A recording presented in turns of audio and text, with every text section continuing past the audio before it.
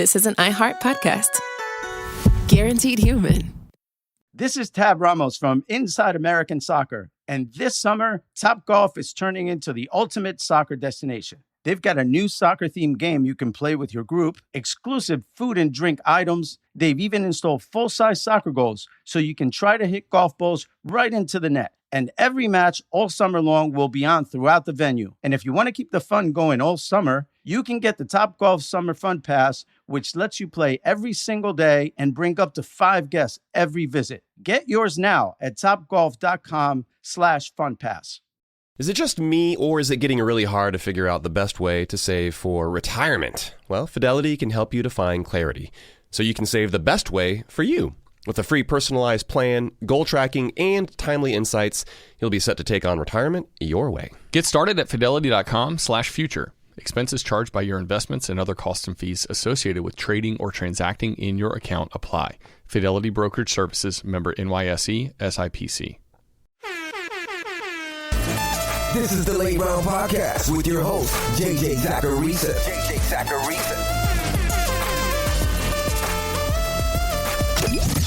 What's up, everyone? It's JJ Zacharisa, and in this episode 1104 of the Late Round Fantasy Football Podcast. Hey, thanks for tuning in. As a reminder, there's a new LateRound.com. We're slowly but surely moving off of Patreon for our members and replacing that as our brand new Members Hub. That's where you can get my rankings. We have live stream Q&As once we get closer to the season and in season. There's going to be data dumps. There's access to our awesome community on Discord and more. You can become an all access member right now where you get members access along with free late round prospect and draft guides. Or if you just want the draft guide, that's available for pre-order right now over on that site. So check it all out, lateround.com. Now let's get to these mailbag questions. The first one is from Bryant via our Members Hub, which is where people can now submit mailbag questions. It says, "Hi JJ, big fan of everything you do and I'm dying for you to unpack something for me. Why is the community so scared and seemingly totally out on RJ Harvey? His price seems reasonable. He scores touchdowns and catches passes in a good offense. And using a metric a super smart analyst said to focus on with middle round running backs, Harvey had an awesome yards per route run last year. Some football people have said his film didn't look good and he's in a committee, but it seems like he's really good at the things that score fantasy points for us. Please help. Thanks, man." Okay, so first off, I do want to remind people that the yards per route run thing is more of a red flag thing than a green flag thing. It can be a green flag thing, but very rarely do players have the right kind of yards per route run rates in the previous season who are then drafted in the middle rounds. Like RJ Harvey's yards per route run last year was 1.36 according to PFF, which is strong, but usually we get signal when it's a little bit higher than that. But I generally agree with the overall sentiment here, which is crazy because I was not buying RJ Harvey at the beginning of the offseason.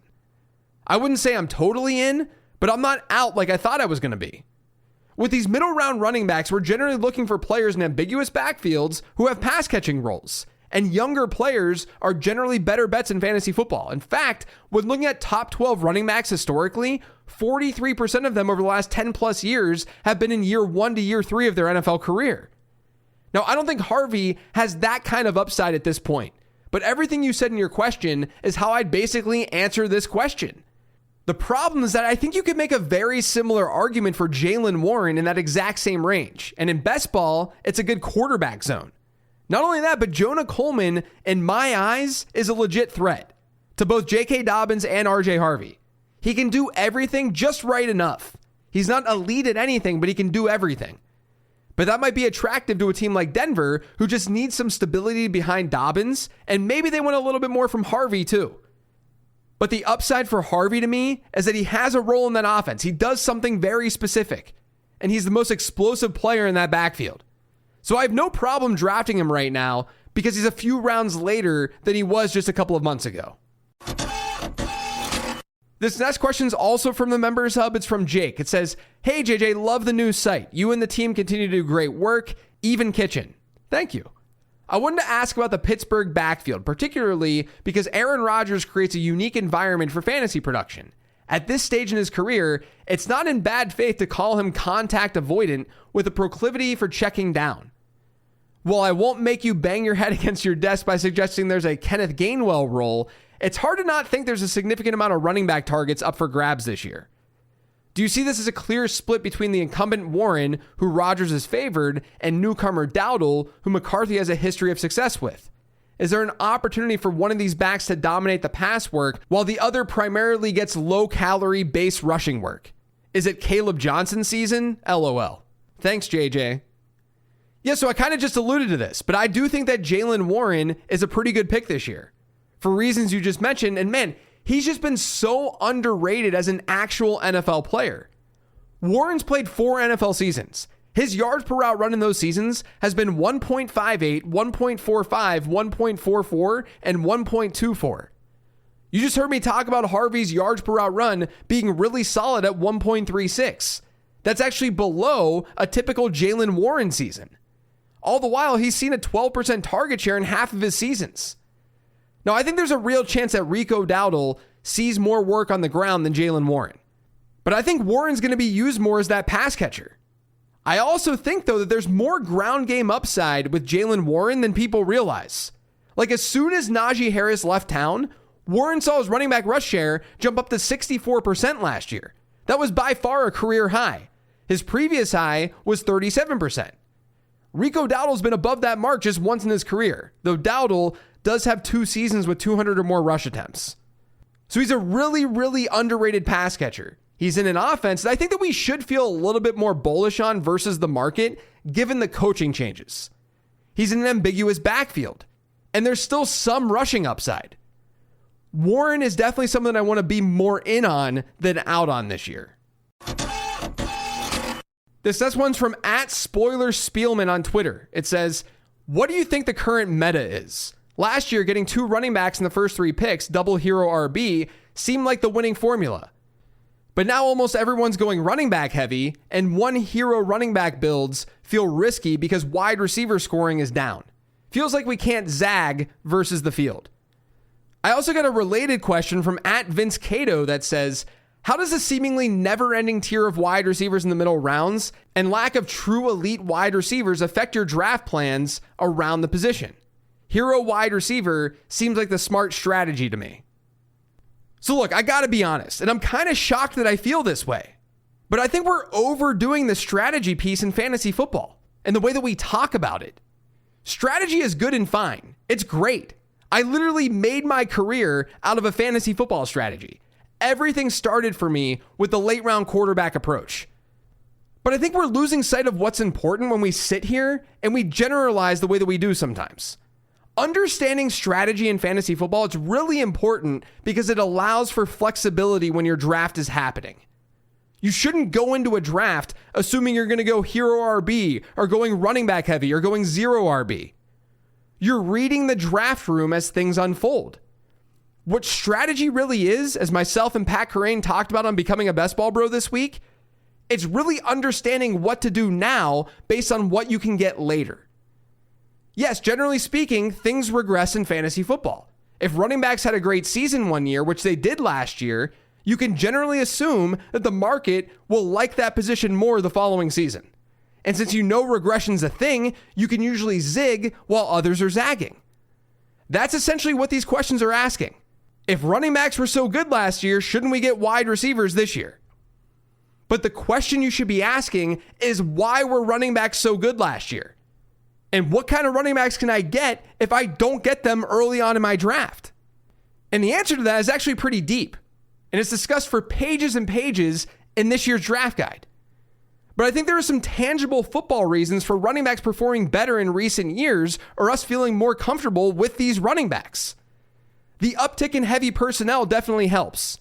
It's not so much that running backs are dominating as a result of this, but teams are more run heavy than they've been historically. Last year was the run heaviest year in the NFL since at least 2011. And then all the while, teams aren't giving us as much wide receiver usage because there's more tight ends on the field. They're gobbling up more routes and more targets. So we're getting this flatness at wide receiver, which naturally makes running back more appetizing. And I said this at the beginning of the offseason, and I'll say it again. This is not some random blip where injuries were the reason that running backs were doing well or not well. I think you could argue that maybe there was something there in 2024. but this helped combat that. Defenses need to adjust, and it takes time for defenses to adjust. Meanwhile, just look at the NFL draft. Offenses aren't going away from tight end heavy formations. They're leaning into it. This isn't a trend that's leaving in 2026, which means we could see more volatility from wide receivers. We could see less stability overall, which, yes, it does make those elite wide receivers a little bit more valuable. But the market's also accounting for that right now. Like, we sit here and we say, is this where hero wide receiver could be a good strategy? Sure, yes. I think there are instances where going hero wide receiver, getting 3 running backs after that, sure, that makes sense. But it depends on how the board falls. We understand that hero wide receiver is an approach that we can take based on what we know might be available in rounds 2, 3, 4, and 5. But if your league drafts Puka Nacua, Jamar Chase, and Jackson Smith-Njigba before Jahmyr Gibbs and Bijan Robinson, it's not smart to draft Amon-Ra St. Brown before those 2 running backs. And I think average draft position is doing a pretty good job of setting up those pockets for us. You look at ADP, and you're still getting plenty of wide receivers drafted in the first round. You have this burst of running backs in round 2 with like Drake London, and then in round 3, things shift back to wide receiver. And if I'm being honest, that's part of what I'm really struggling with this year. With the way that people are talking about these strategies. People are acting like this is a totally different ADP landscape than what we've seen over the last couple of years. But really, it's pretty identical to previous seasons. It's what I talked about in the late round show this week. I feel like the narrative is that everyone's just drafting running backs early now. But I think the narrative should more so be that we've seen analysts out there and talking heads out there, people like me, who have historically gone more 0 RB. Not to say that I've done that recently, but there's been plenty of analysts who have. And now they're not. But that doesn't mean that the market itself is shifting. It doesn't even mean that my approach is shifting. But like ADP right now really isn't that different compared to previous years in season-long formats. Maybe you think it's different because in best ball, that 1-2 turn has fewer wide receivers in it. But like, I don't know, man. I think we're overcomplicating this. The bottom line goes back to this idea of what can I get later? And Karain really nailed this on becoming a best ball bro this week, in my opinion.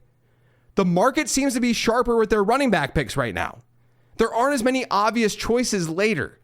We have our favorites, but like Bashal Tutin would have been going much later in this position 5 years ago. Travion Henderson probably would be going after Ramondre Stevenson 5 or 6 years ago. Those upside running back plays, they used to make going early wide receiver a lot easier because you know that in like round 8, round 9, you'd be getting a profile that had a ton of upside. But those round 8, round 9 running backs, they're in like round 5 now. And part of the reason for that is the market. People have gotten sharper. And then I also think part of it is just the current NFL meta with these heavier formations. I think it's a combination of a lot of things happening. And we've seen some really good predictability at the running back position over the last 5 or 6 years when looking at ADP versus actual result. But what it means is that I don't think the simple answer this year is to just be wide receiver heavy. Those elite guys just don't go on forever and ever. And it's not like you're getting a huge discount on some of them. We're still getting plenty of first round wide receiver picks. I still think the play is flexibility. You should be fine if one of those wide receivers is your optimal choice in round 1. And then you should just understand where there are pockets of value throughout the draft. Like I really like late round 3 into early round 5 at wide receiver.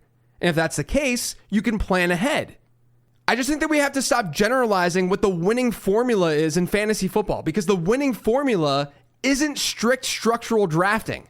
The winning formula is understanding the various approaches for what they are and being flexible to adapting to one of those approaches as your draft goes on.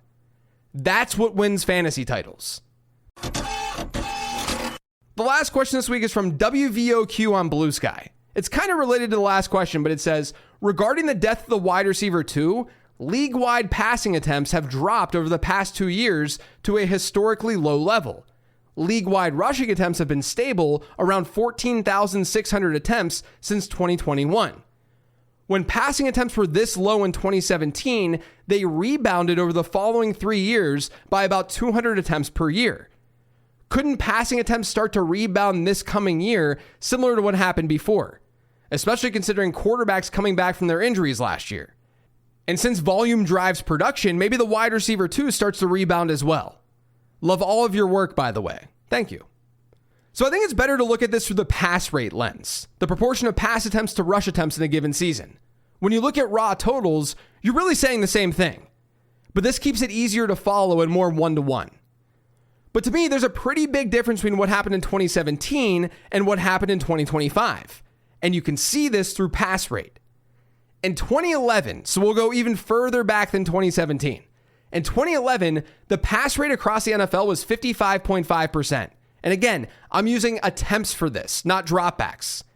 Then it was 56.1%, 56.7%, 56.6% through 2014. So it was a gradual increase in pass rate. And then we saw a big jump in 2015 with pass rates at 57.6%. That was a full percentage points higher than the previous 2 seasons. 2016, that went up again. It was 57.9%. And then, as you noted, 2017 happened. We saw fewer pass attempts, and the pass rate was 56%. That was the lowest mark that we had seen since 2011 at that time. So from 2011 to 2016, we saw a general increase in pass rate. Almost every single year, pass rates got higher. And then 2017 happened, and pass rate dropped. And then, as you noted, there was a rebound in 2018, and that continued into 2019. Those 2 years, we had pass rates of 57.1%. But since 2019, we've had a gradual decrease in pass rate. There's only been one season since 2019 where the pass rate in one season was higher than the pass rate in the previous season. That came in 2023 when pass rates jumped to 55.6% from 55%. But we've literally been going down and down and down and down in pass rate. And this has coincided almost directly with more use of 12 and 13 personnel. The year you mentioned, back in 2017, we actually saw 12 and 13 personnel deployed at the highest rate between 2016 and 2020. Teams do that because they want to run. And there were probably some specific circumstances, some volatile circumstances that led to sort of an outlier pass rate that year. Because as I noted, things were going up and up and up. They hit 2017, pass rate went down, but then in 2018, it went up again. So could pass rates increase this year? Yeah, there's at least some chance that things come together a little bit better at quarterback and teams go through the air a little bit more. But I would be shocked if we see a crazy rebound because the NFL is moving in this direction very clearly. It's not just a one-year thing like it was in 2017. It's a multi-year thing. And there are football reasons as to why this is all happening. So while we might see some increase, and that could just be variance related, I do think that teams are still thinking about having a rushing mentality, more of a run-first approach than they did 10 years ago. That's just where the NFL is right now. That's it for today's show, though. Thanks to all of you for listening. If you have subscribed to the Late Round Fantasy Football Podcast, make sure you are by searching for it pretty much anywhere podcasts can be found. And don't forget to follow me on Twitter and on Blue Sky at Late Round QB. Thanks for listening, everyone. I greatly appreciate it. Enjoy your weekend. And as a reminder, I don't think we announced this on the Late Round show this week, but next week, the Late Round Fantasy Football show will be happening on Tuesday at noon instead of Wednesday at noon. So be on the lookout. I'll shoot out that link whenever we go live, but we will be recording a day early next week. But thanks for listening. Enjoy your weekend, and I'll catch you next week.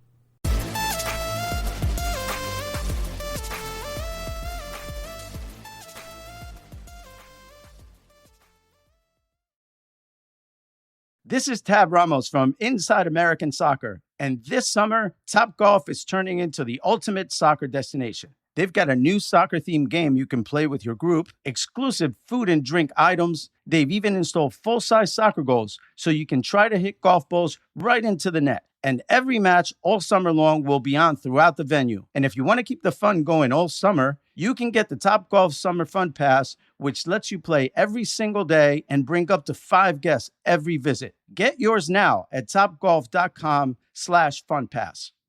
When Kohler, global design leader in luxurious kitchen and bath products, asked me to be their ambassador for timeless, elegant, durable cast iron, I said, I'm in. Soon after, I was in their Kohler, Wisconsin foundry, watching molten iron poured, enamel applied by hand, and the beautiful finished pieces ready to ship. Since 1883, Kohler cast iron has been crafted by incredible artisans, and seeing it firsthand gave me a whole new appreciation for their craftsmanship. Now, I'm proud to lend my stamp of approval to my favorite Kohler cast iron products for their durability, beauty, and enduring style. Shop my curated picks at Kohler.com. As the Kohler cast iron ambassador, I say, long live cast iron. This is an iHeart podcast. Guaranteed Human.